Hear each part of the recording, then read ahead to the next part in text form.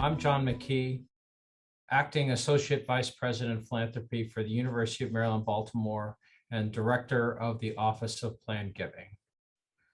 Our next speaker, John Kern, is Advanced Planning Project Coordinator for Maryland Volunteer Lawyer Service.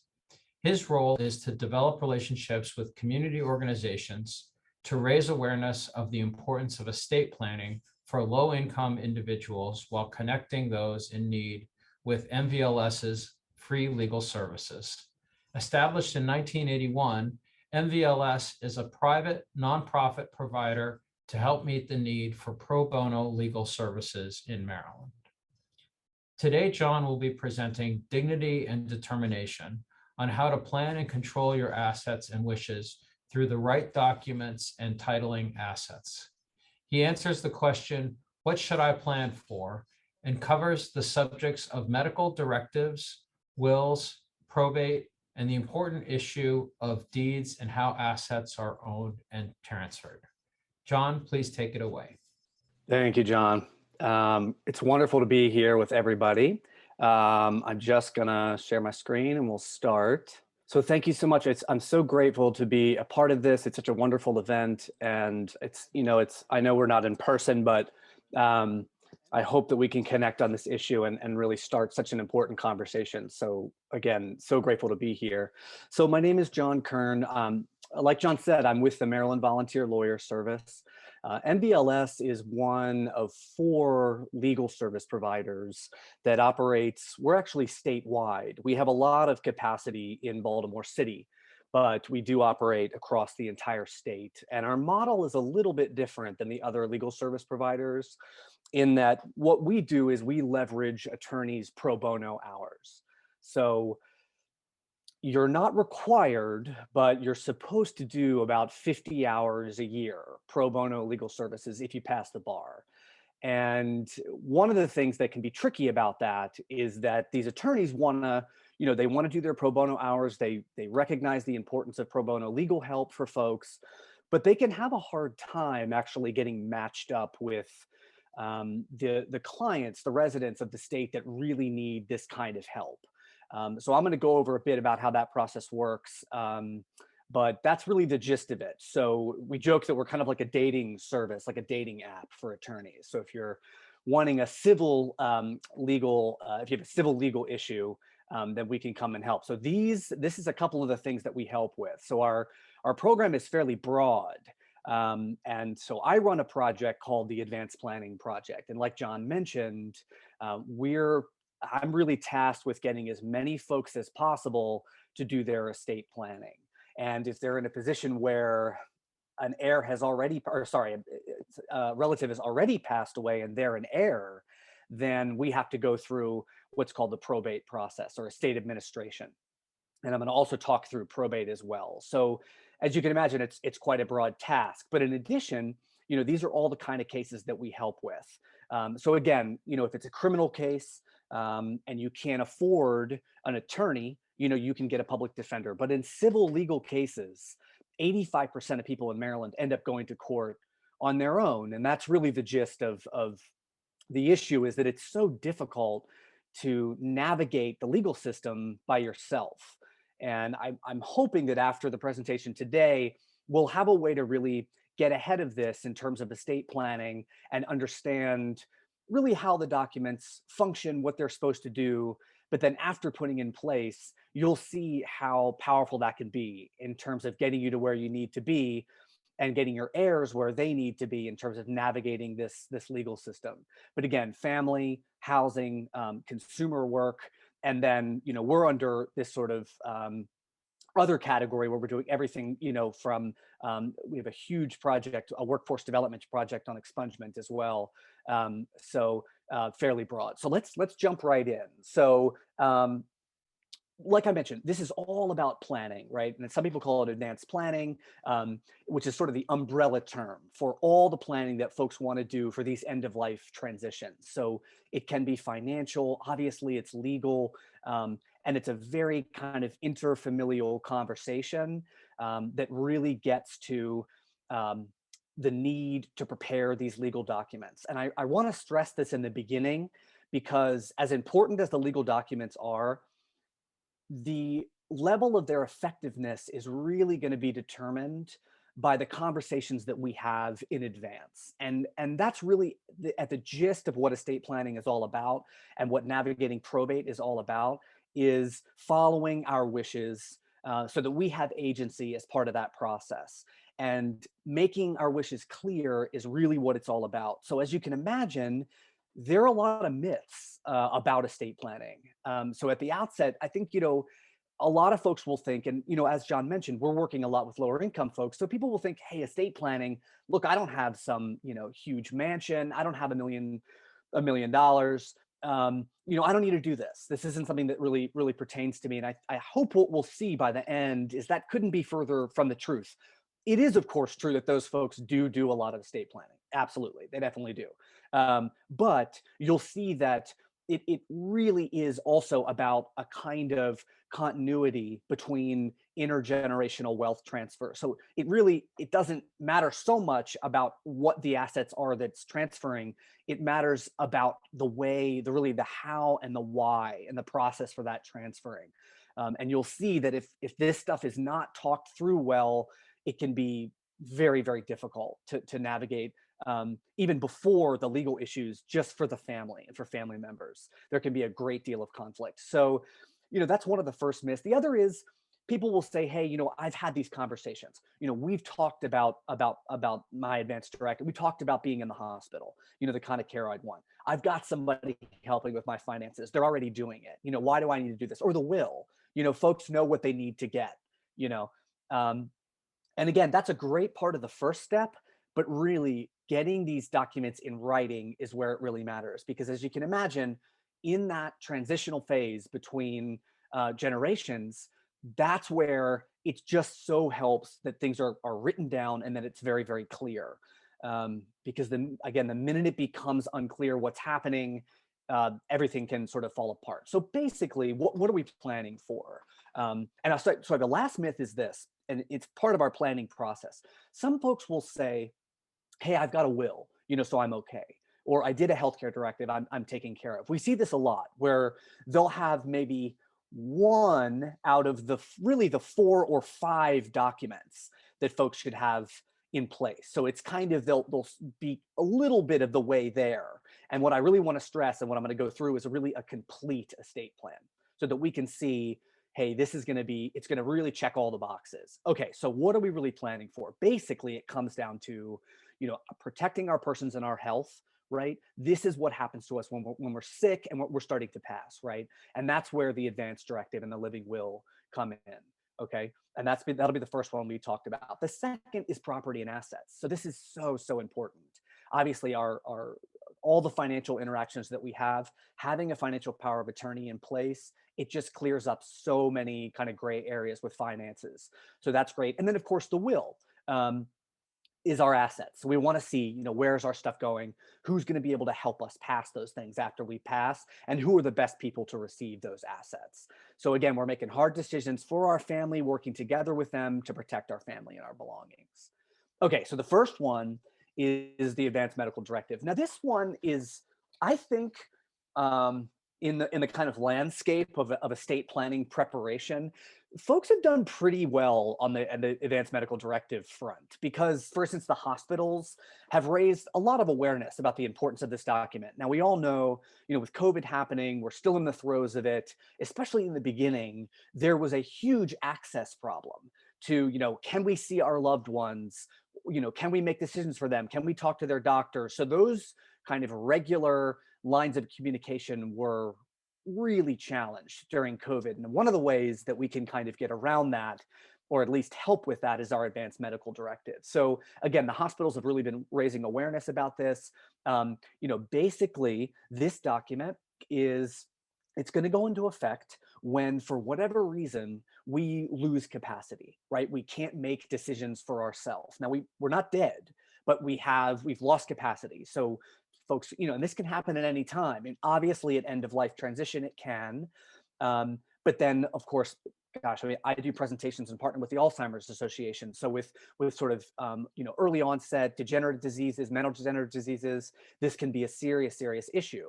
And it really has two parts. So the first, I've got these actually switched. I'm going to do the living will first, the second part first. So the living will is all about making the type of medical decisions, our preferences basically known, so that if we end up in one of these situations, we're giving the medical staff, we're giving our family basically a roadmap to follow. And you can be very specific for the type of care you want. So people talk about ventilators. It was a huge conversation during COVID.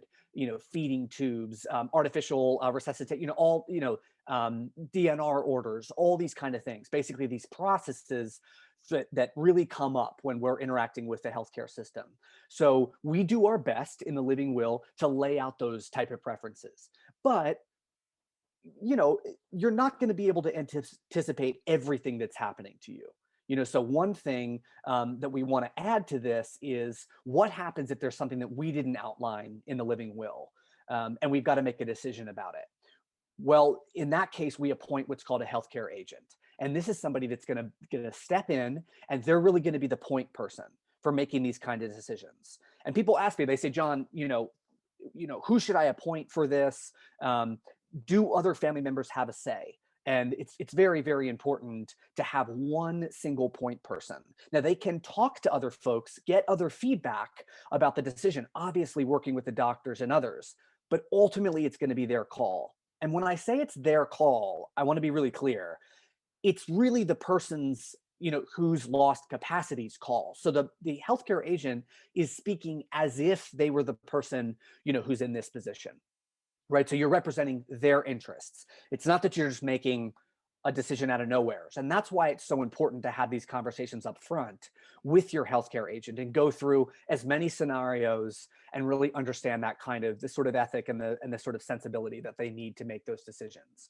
And I'll just say quickly, I don't know if folks remember the case back in the early 2000s with Terry Schiavo, which was that, she ended up, she was in her 40s, right? So a younger person ended up in a coma, and her partner at that time had a decision had a conversation, about the type of decisions that she would want. And she said, she ended up in a vegetative state, right? So the doctors were keeping her alive. She's on life support, but if we take her partner's word for it, they had this conversation, and she said, I want to pass a natural death. I don't want to be kept on life support. Well, so he has the conversation with the doctor. That same day, her family shows up, and they said, you're not taking her off life support.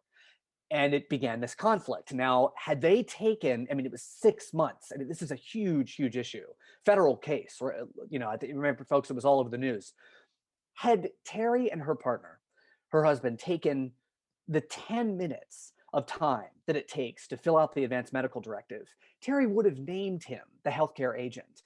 And then at that point, it's legally binding. There's nothing that the family can do. He has ultimate decision, making power, right? And that's why it's so important. You do have to have 2 signatures to make it a legally binding document. And again, you can update this document at any time. If somebody, it's like an emergency contact in a way. Somebody asked me one time, can I name a healthcare agent that lives in Nigeria? And I said, well, technically yes, but we've got to he's got to get on a plane from Lagos and fly over here, if something happens to you. So we want to be practical about this as well. So we want to keep the documents updated. And I got to say, you don't need an attorney for this. You can use one. The Maryland General Assembly has a standard form that we use when filling these out. But mydirectives.com is a fantastic resource to just go on, do this all online. It emails your healthcare agent just saying, you got to sign this, but then you agree to do this. It updates them if you change anything. And then it's shared with the Maryland CRISP system, which is the Chesapeake Regional Information System for patients, and basically electronic medical records. And your healthcare directive would be right there. So very effective. Again, you don't need an attorney, but you could have one do it. Okay, so that's the healthcare directive. That's the first one. The second, again, also effective while we're living, is our financial power of attorney. And, this document, I have to say, it's a very, very powerful document in a sense. So I just want to put this in context for when these are really, really important, what they can be very helpful to do. And then there are a couple of things we've got to watch out for, with the financial power of attorney. So basically, you're appointing a person who can make decisions about what happens with your property. If you assign somebody financial power of attorney, they can write checks in your name. They can go to the bank, pull money out of your checkings and savings accounts. They can even, in cases, take money out of, or sorry, change your beneficiaries, right? Like to your insurance policies and things like that. So it's quite a lot of responsibility and a lot of power. Now, you can, and I don't want to get too in the weeds about this, but you can put limiting powers on a financial power of attorney to say, and I think you should do this. So like with the healthcare directive, you don't really need an attorney.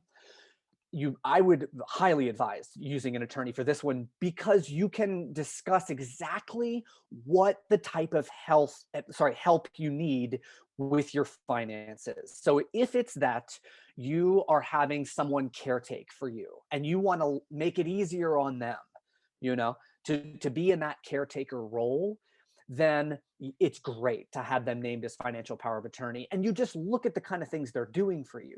Are they paying bills? I'm in the situation with my father now, and I can't tell you how much easier it makes, interacting with all the decisions that he's making, everything down to Verizon, calling Verizon and things like that. I mean, it's a lot easier if you're the one that's got financial power of attorney. So in those kind of roles, it can be really great. Now, as soon as you author this document, it's gonna go into effect. So then that person's gonna have also, this ability to interact with your finances.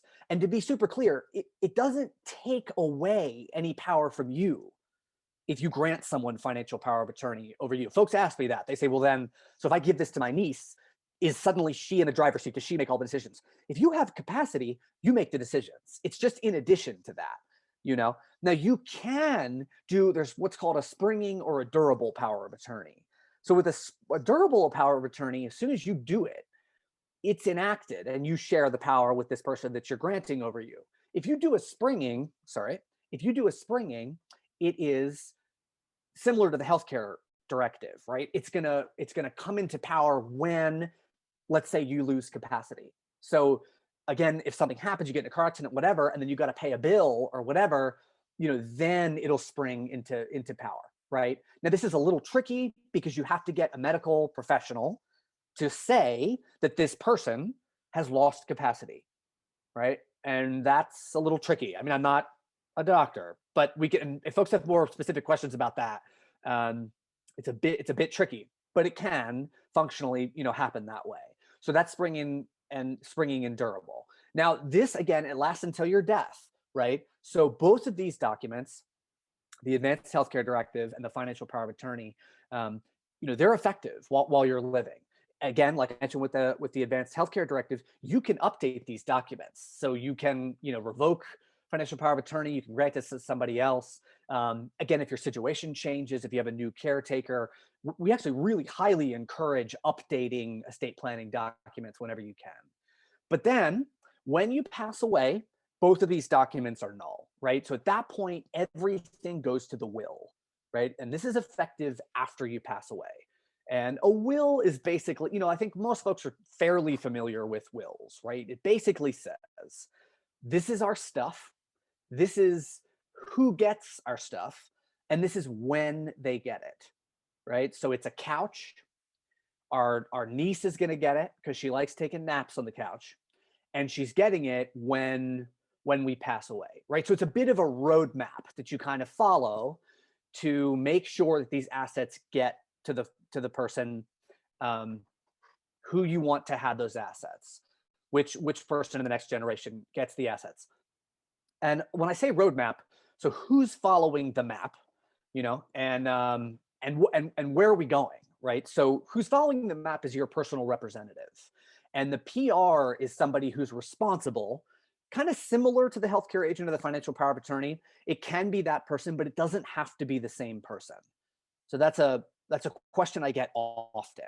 It's really practical for you. So obviously with the healthcare agent, that's somebody who really understands your values, as they pertain to the medical system, right? They get what kind of care you want. You've had those conversations. These conversations about death, healthcare, that's those conversations, that person gets it. Finances, it's a practical conversation. Who's helping you with what? Why do they need to be able to take money out of your checkings and savings accounts, right? Then with a will, it's all about somebody who's gonna, be good at overseeing the process of moving this stuff to the next generation.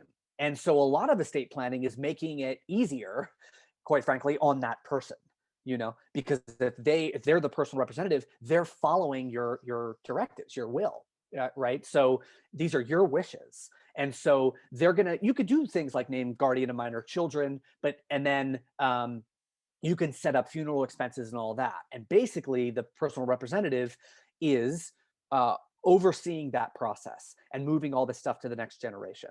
And this is so, so important, because if we don't have these in place, if we don't have a will, then we're going to have to go through what's called the probate process. And I'm going to talk through that a little bit, and some real strategies that we can take, because even if there is a will, it still means we've got to go through the probate process. And this will become clearer when we talk about beneficiary designations, because basically the will, as it passes things down, the way it passes them to people is through that probate process. Okay.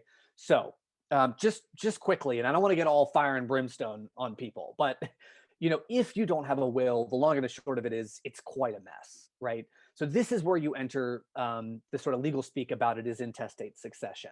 And picture it like a family tree kind of turned upside down, right? So it's sort of everybody has an interest in these assets and these pieces of property, or these accounts, or everything down to furniture and everything else. So as you can imagine, it can create quite a lot of conflict, and it can go back a number of years too. I mean, we're talking about ex-husbands, ex-wives, their kids, their kids' kids. And so what you're having to do, if there's no will, because it's not telling the court, the orphans court, who's getting what, you have to offer this stuff to everybody that has a right to it.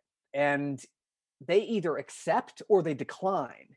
In order for them to decline it, they waive their interest in that asset. Maybe they say, "Hey, I don't want this. This is an old house. I'm not in a position to take it. Whatever else." Or they'll say, "Yes, I want it," and they have part of an interest in the property. And then, of course, you have to sort of start, selling things and liquefying assets to be able to divide it up equally, which is obviously such a headache. And for the heirs, it can be quite sad, because oftentimes you can lose property that way. So, and then of course, the second bullet point, or the third bullet point, if you have a non-traditional family, that's not going to be included. So that the state is just sort of trying to do its best. The not funny joke is that, like, if people don't go to divorce court to like fix a family, right? Like, think of it that way. You're not there to fix a marriage. You're there to sort of like just hold the floor, hold a basic foundation of sort of civil functioning so that you can move forward. And it's the same thing here. Like, this is not, it doesn't take into account at all relationships within families. This is the story of somebody was a caretaker for me for 20 years doing all this stuff, but the person, I didn't ever do a will. Well, now I passed away, and that person that was caretaking has two brothers and sisters who hadn't talked to the mom in 15 years, and now they're coming up out of the woodwork requesting a third of all the stuff in the estate.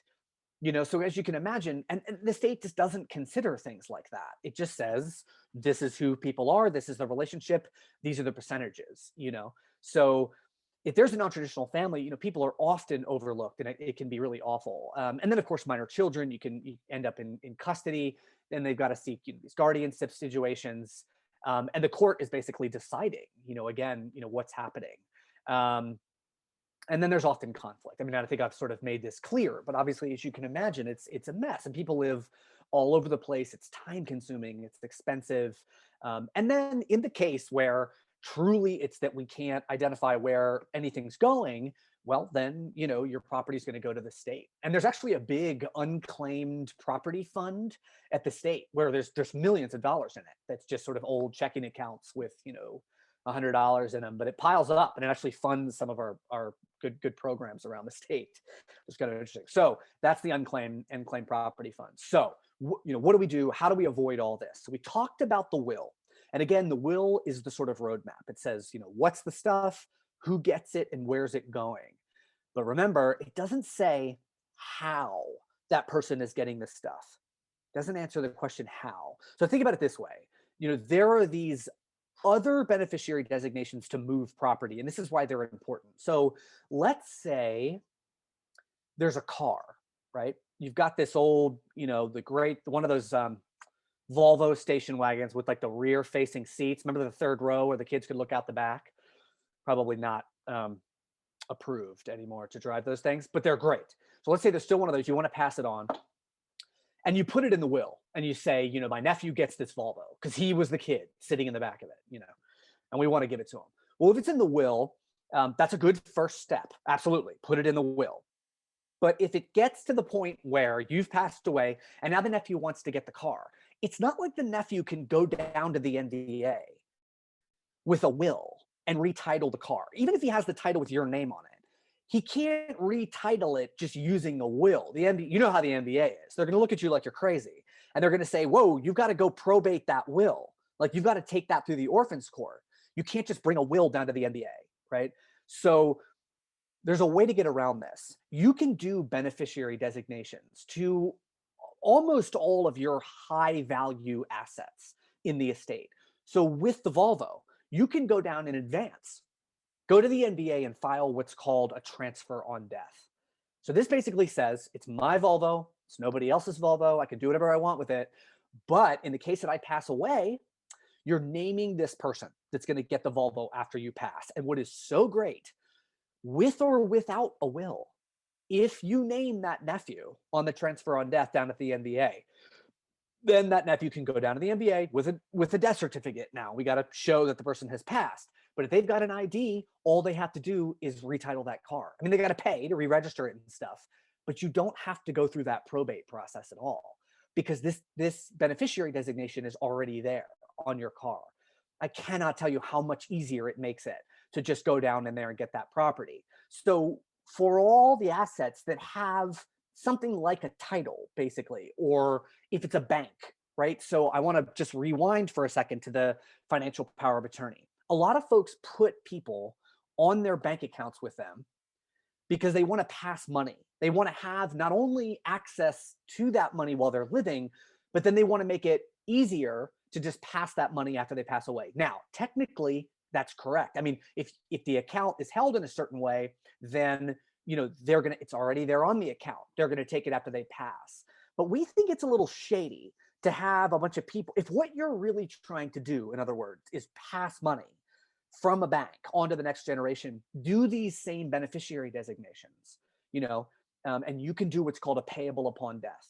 Same as the transfer on death. It says, these are my checking accounts, my savings accounts, my IRA. Now, this gets real fancy with things in trusts and things like that. And we can talk about that if folks have questions. But basically, if you're really trying to pass to the next generation, do these payable upon death. So you could just file them at the bank. This stuff is cheap. I mean, the transfer on death at the NBA, it's like $15 to file. I mean, I'm pretty sure you could do the transfer on death online, right? So very, very simple step that everybody can take. And again, you don't need an attorney to do that. This is stuff you're doing on your own, right? Okay, so the payable upon death, if what you want to do is pass the money, it's so functional, it's great. If what you want to do is have that kind of help and access while you're living, then that's where you want to do the financial power of attorney. Okay, so you just basically, you do these forms through each of the agencies that offer this kind of beneficiary designation. Insurance policies, it's the same way, right? So you're just kind of talking to them, adding insurance policy, adding a beneficiary. This is who the policy pays out to, and that, right? Stocks, bonds, cars to the NBA. Okay, this brings us to the highest value asset in the estate, our house. And this is so important. Sorry, jumped ahead, but I'm going to talk just about that in a second. Life estate deed. So people ask me all the time, what's the best way to pass on a home? And again, like the bank accounts, people will put their deeds right on the put their heirs right on the property. They'll put them right on the deed. They'll share the property. Now, technically, like the bank account, that can pass a house. So you can get into things like the way you hold it, right? So like tenants with right to survivorship, tenants in common with right to survivorship, spouses and things, it'll move. But with other folks, you can, like with heirs and kids, you can put them on there. But here's the catch. If you add somebody to the deed to your property and that person that you add owes anybody any money for anything, well, then those debt collectors can come after your property. And we've seen this happen often where, older adult wants to pass on to the house. Here, I'm going to put my niece on there. And the niece ended up having debt liability. Maybe she got in a car accident or something happened and she's got debt collectors coming after her that the aunt just didn't know about. Well, the minute you add the niece, they're going to be liens all over that property. So we want to be careful. We want to actually really put a distance between ourself and our heirs. So that's what this does. A life estate deed grant future ownership to our heirs. So it says, this is my property now, and this person's going to get it only when I pass away. They don't have, it's not theirs while we're living, right? And that's so great. And this is a longer, and I'll take questions separately if we want to, but Medicaid has their 5-year look back period. And this is a process by which if we end up in the hospital for whatever reason, end of life, and we've got to apply for Medicaid. Basically, if you can't afford the astronomical cost of dying in the United States, often folks will apply for Medicaid. Well, Medicaid, there are certain income requirements and asset requirements to qualify for Medicaid. So basically, they're going to ask you to pay toward those medical bills. You can't cover that whole bill. That's the whole point. But they're going to ask you to pay as much as you can. They're going to pay you down. They call it a spend down period. Basically, they look back at 5 years of your financial history, everything in your estate. Now, if there's a house, oftentimes Medicaid's going to ask that the house be sold, regardless of whether you want to pass it to heirs. So as you can imagine, that's not a great situation. We lose a lot of houses like this. If you do a life estate deed, it's going to start this 5-year look back period. So if 5 years go by after you author this life estate deed document, if 5 years and 1 day, if you apply for Medicaid, the house is now protected. It's shielded from Medicaid's 5-year look back period, which is so great because then, and Medicaid sees that you intend to pass on this asset to the next generation. So they're trying not to take it from heirs at that point. There is a word of caution. You may give up the ability to sell with approval because basically Medicaid wants to see, or with a life estate deed, we want you to totally share power with the heir that you're going to pass the house on to. So if you want that 5-year look back period opt-out thing, then you've got to say, I've got to get permission from the heir that I'm going to pass this on to sell the property, right? If you don't give that permission, then it's just not as binding, right? You could at any point say, forget it. I'm not passing the property on to my heirs. I'm going to sell it and move, to Tallahassee or wherever else you want to go. Right. So the other thing is it avoids administration and probate. So just like the transfer on death deed and the payable upon death, all you have to do is file a new deed at that point. You don't have to move that house through probate. And just one more word on this, probate, the more assets that go through probate, the more expensive it is because the size of your estate increases. So as you can imagine, if you're moving stuff around probate, if you're not going through it, it's less time consuming and much less expensive. So that's great. I mean, you can move it. And then we said, avoid risk of joint ownership. And then this. So programs around the state and some city by city that are designed to help our homeowners are so important to the stability of our communities and our neighborhoods. And I want to get to questions here, but we started a program a couple years back, which was really a push to try to get as many folks to really work out these deed issues within their families. And I cannot stress how important this is. It's kind of one of those funky little legal issues that has huge implications for the stability of our neighborhoods because we have a lot of multi-generational families living in houses, grandparents, kids, the kids' kids. If the grandparents pass and their name, they're the original deed holders, right? They've got title. If they pass away and nobody does proper estate administration, so there's probably not estate planning done at all, not a will, none of that stuff is done, and then there's not estate administration done, so the house passes, the folks, the next generation are living in the property sometimes for years, but their name is not on the deed to the property. It actually, legally speaking, belongs to the estate of their parents or sometimes grandparents. Now, why that's such a pain is it's like all of the downside of being a homeowner and none of the upside, right? So you're paying the property taxes. If there's still a mortgage, you're of course sometimes paying the mortgage without really being the homeowner. The bank is still going to take your money at that point.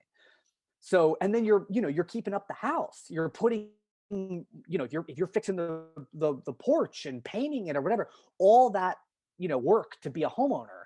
But then the minute you need a home equity line of credit, or you apply for the homeowner's property tax credit or the homestead property tax credit, which are state tax credits that dictate the level of property taxes you're going to pay.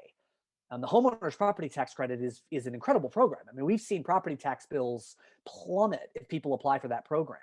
The homestead property tax credit caps the level, the increase that you're going to pay in your tax liability. So if your house gets reappraised and it's worth more, we can see big property tax bills going up, right?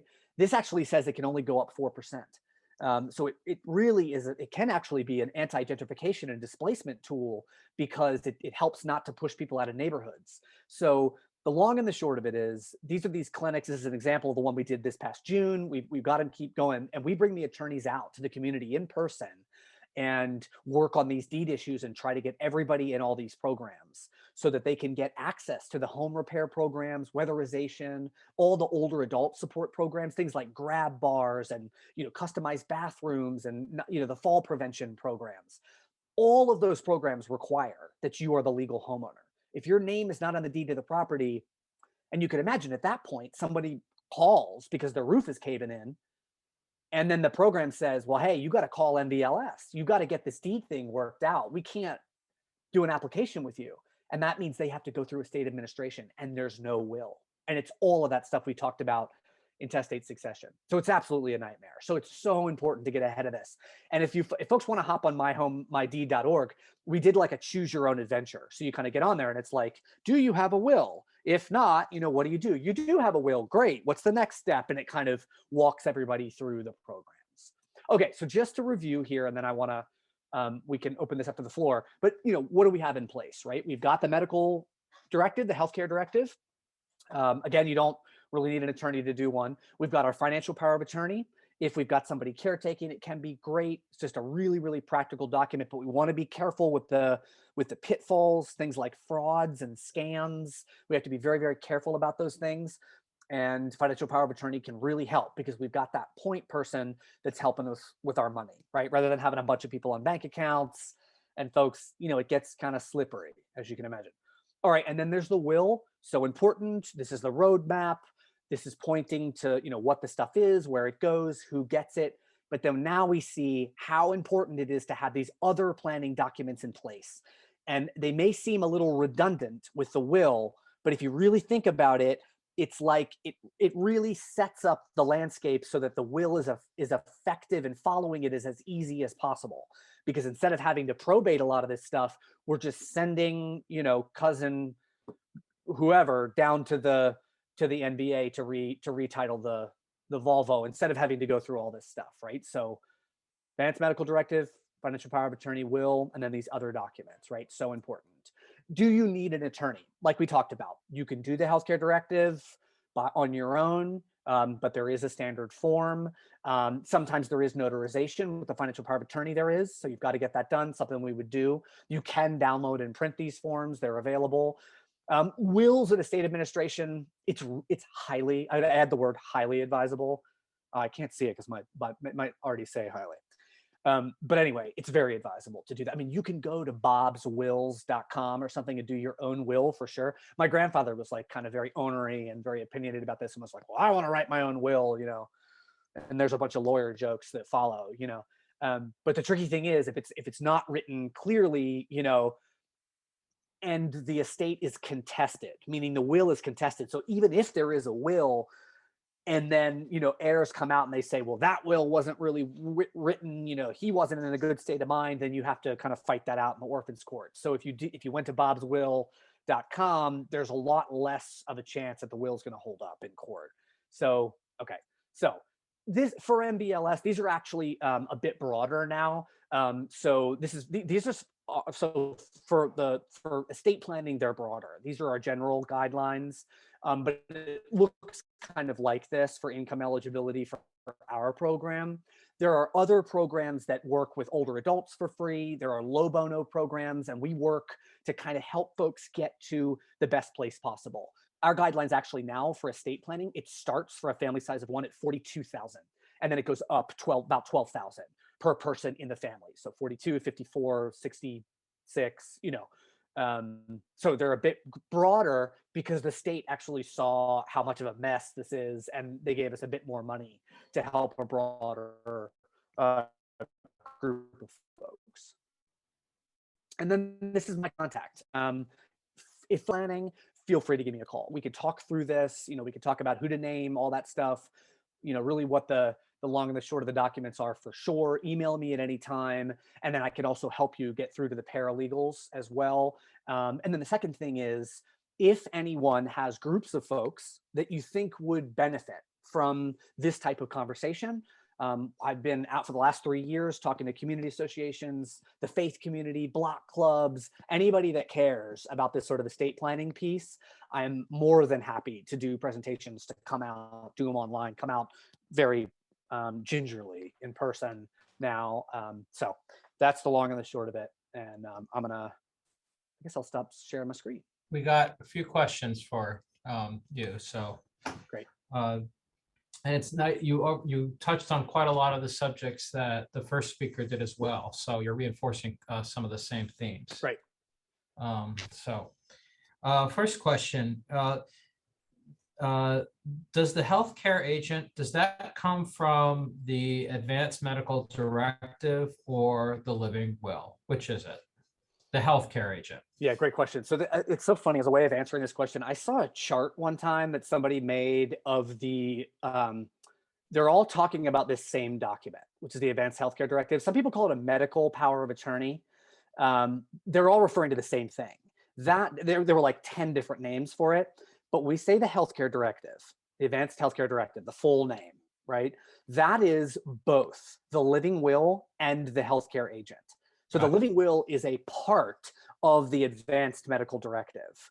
Okay. Right. So the living will is, these are our wishes. The healthcare agent is the person that gets to make those decisions.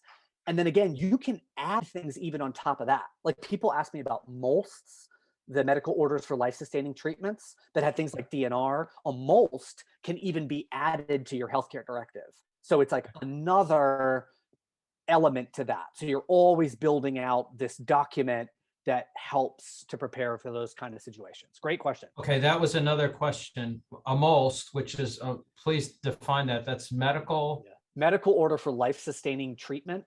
So life-sustaining treatment, right? So this is really getting, yeah, good question, John. So this is really getting specific. And again, I'm not a doctor, but I've been on a lot of calls with the medical staff. So think about, doing CPR or artificial ventilation, right? So that kind of treatment, we have to think about that in a different sort of a way when a person either is very old, like so doing chest compressions on a very, very old person may do more damage, at that point. So a MOLST really starts to get into when there are certain types of medical situations where life-sustaining treatment, dealing with diseases, the conditions that folks might have. So you really are getting into the weeds about specific types of treatments. So once you're in that, this comes up a lot with hospice care. So let's say, this is life. So folks, they've been given 6 months or whatever. It's really at the end of life. And then you have very, very specific medical orders for the type of treatment. So it's like it really kind of builds out further and deepens the Advanced Healthcare Directive, which if you're just doing a directive now, you may not have any idea about those kind of issues, at that point, because that's not going to be for 20 years or so. So that's what a MOLST is. But then you add a MOLST to your medical directive later. That's right. And you may add a DNR order as part of the MOLST, the do not resuscitate order, because that's also great. People ask about DNRs and things like first responders, right? So, if you're aging, let's say you want to pass at home, a lot of people do, right? You've got a bed set up, you have a caretaker, whatever. the first response, somebody may come into the house. They don't really know what happens, right? So somebody calls 911 or whatever, and they come in. That's when they want to look at that. If there's a DNR order, if there's a MOLST, if there's that's all there for them to follow those directions at that point. Mhm. Okay, thank you. Next question, advanced healthcare directive. Does it matter how old it is or if it's signed in a different state, even if it's notarized? Great, two great questions. Yes, and kind of. So let's see. So does it matter how old it is? The last person to sign it, I mean, when it is with any of these documents, same as a will, same as a financial power of attorney, when they're updated, then it trumps the former document. So, but as long as it's that original document, you're good. I mean, it doesn't matter how old it is. If it's on file, with your primary care physician, you should have a copy for yourself. You should have a copy for your healthcare agent, for sure. But if that document can be 25 years old, I mean, as long as it's, it's going to be functional. Now, state to state, as a rule of thumb, I've asked this a bunch, different people. As a rule of thumb, almost every state medical system honors neighboring states' advanced healthcare directives. They have like these sort of state by state sharing agreements. Almost all of them do. So I would say the upside is so high. I mean, it is just, in other words, there's never a case where not having one is better than having one. It's going to be better to have one. There may be a case where they might not honor it, but in almost every case, they're going to say, great, we're going to share this. And as you can imagine, like Chesapeake region, that's the whole DMV. A lot of this is the same with healthcare records. So they're very good at sharing the records state by state. Great. Okay. Good question. Question about the different options that you find in a living will, like the level of brain and body function, the types of support, the types of resuscitation, the duration of support and rescue measures, etc. What's typically found? Well, God, there's a whole litany, right? I mean, it all depends on the situation that you're in. I mean, we mentioned sort of end of life care, whatever, thinking about what this care will do for the person. That's a lot of that is sort of a moral and an ethical, spiritual, religious conversation. Often there are whole religious concerns about this. Certain communities have certain beliefs down to, I think the Latter-day Saints, I think that there's certain like blood transfusions. I mean, there's all kinds of different things to get in there. So yes, I mean, it really runs the gamut for the type of care you're looking at. And I think that process is all about updating with your medical professionals and just adding those things in when they become pertinent. And that's why it's so great. I mean, mydirectives.com is so great because you can change these things as they come up. Mm-hmm. And your preferences may change. I mean, a lot of folks, I don't know. For instance, I mean, I did one now. I don't know that I would want the same kind of care. I mean, when you get to that point, it may change. And all of this is about avoiding the situation where there's nobody there to decide, right? So great question. Mm-hmm. Okay. Had to update CRISP, which I Googled and found out that that's the state medical database. Had to update CRISP, which is the Health Information Exchange. How do we add an advanced medical directive, and do we set up a different account from UMB? How do we make accessible? Whoa, that's a great question. It's a little outside of my purview. So this just happened. It was this whole process where the CRISP system was trying to get I want to call it like a licensed contract. That's not quite the right term, but they wanted to get somebody they were working with. And people all kind of put in for this, and mydirectives.com sort of won that challenge. And they were the ones that were guaranteed to be able to be shared with the CRISP system. So I think it's a question for your primary care physician. Okay. And it's a question for what hospital system you're in. I'm not exactly sure. I don't want to say something. I mean, what we were advised is that if you go to mydirectives.com and you do one, it's automatically going to be up there. So for instance, like I use my chart through Hopkins, I can see the healthcare directive through there. I mean, you can see it's right in there. So maybe if you're using an online platform like that, it's going to prompt you to say, add, change, update your healthcare directive. Mm-hmm. Okay. I hope the visitor who asked the question about the 5-year look back and Social Security, Medicaid will stay for the final presentation because I think that that's a heavy theme of our last and fourth presentation. Good. Question is, can I assign a non-spouse guardian? Presumably this person has a spouse with minor children, but the question is, can I assign a non-spouse as a guardian, like a parent or a sibling? What if they are outside the US? Yeah, I mean, technically, yes, you absolutely can. They don't have to be a spouse. I mean, good question. We have a pretty robust, it's called our Adult Protective Guardianship Program for working on older folks as well. But yes, I mean, they don't have to be a spouse. They can be out of the country. Again, that's a bit like the Nigerian situation. I mean, it's really a practical question. I mean, and I don't know, honestly, if the court would look so favorably on that kind of situation. I mean, you're really trying to make the case that this is a good person to watch after a person. So especially if we're talking about a minor, if somebody's in Sri Lanka, I don't know that that's going to seem like they're going to be available and in their life. So, technically, yes, but that's kind of pushing it with the out of the country thing. But the answer is that yes, it's acceptable to name. You don't have to be a spouse, right, John? Okay. Can a notarized letter serve in place of a will? Good question. Can it serve in place? Yeah, I mean, you're saying ultimately you're writing a will, but it's a letter. It's saying like, this is who gets my stuff. It's all in there and it's describing it. I'm assuming that's what you're saying. It's just that, the question is, can a notarized letter? Yeah, technically it can. Technically it can.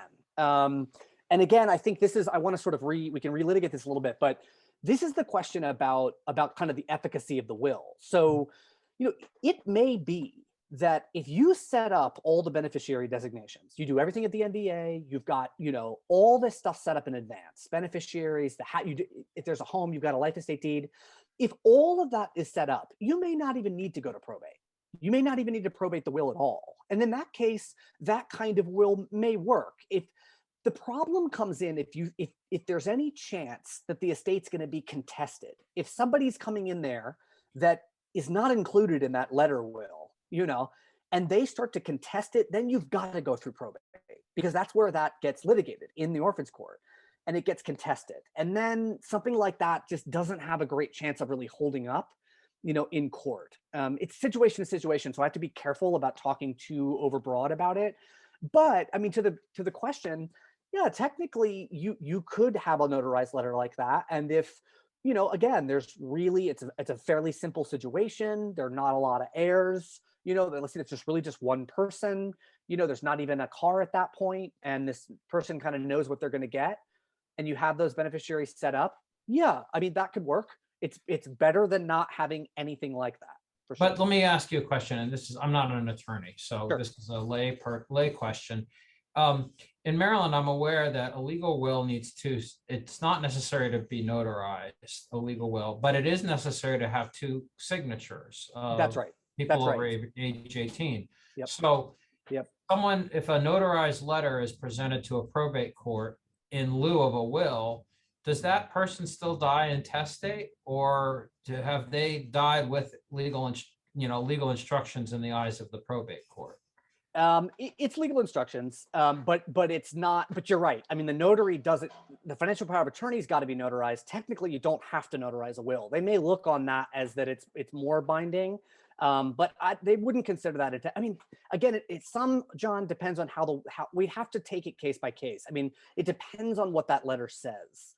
It really depends on how it's written. Mm-hmm. And they're going to make that call. They're going to say, if there's questions about where the judge is going to look at it and say, this doesn't suffice. Like, no. It sounds like there's a risk. It's a huge risk. It's a huge risk. Yeah. And I know that's hard for people. I mean, it's a bummer to have to use 12 attorneys to do all this stuff. Yeah. But there's a big risk, John. That's a really great point. And the level, how legally binding it is, there's a spectrum. Yeah. Okay. Two questions that relate to taxes. One is, and maybe you can answer them at the same time. Do I pay taxes on an inherited Volvo? And the other one is, does a life estate deed allow an heir to inherit the home with a stepped up basis? With a step, sorry, what's that? With a, With a stepped up basis. If you're on a life estate and you inherit the home, do you get a stepped up basis with a life estate deed? gosh, I'm actually not sure. I'm not sure about that. I'll tell you what I'll do. I'll have to, let me talk to one of our tax attorneys about it and Mhm. see. I'm not quite sure about that. Mhm. Yeah. What was the first one? The first one is, do I pay taxes on an inherited Volvo? Yeah, you're going to. Mhm. Well, but doesn't that depend on what state you're in? Because some states have inheritance taxes That's and it right. depends on That's what your right. relationship is to the decedent. That's right. You could. Yeah. It's all about what the relationship is. Yeah. In Yeah, some cases you can, in some cases you can't. Yeah. yeah. Again, as a lay person, but as someone who is, seeped in estates all the time, Yeah. I know that like if the inheritance tax kicks in if you're not like a direct Right. if you're a friend or not, if you're not a spouse or a blood descendant, I believe that you would owe some inheritance tax on anything that you inherit in Maryland, not just a car. That's correct. But not a lawyer, not a tax advisor. Let me just put that on the Yeah. Yeah. record. For sure. It's being recorded. So, Yeah. But I can look into the stepped up, the thing about the life estate deed. I definitely will. thank you, John.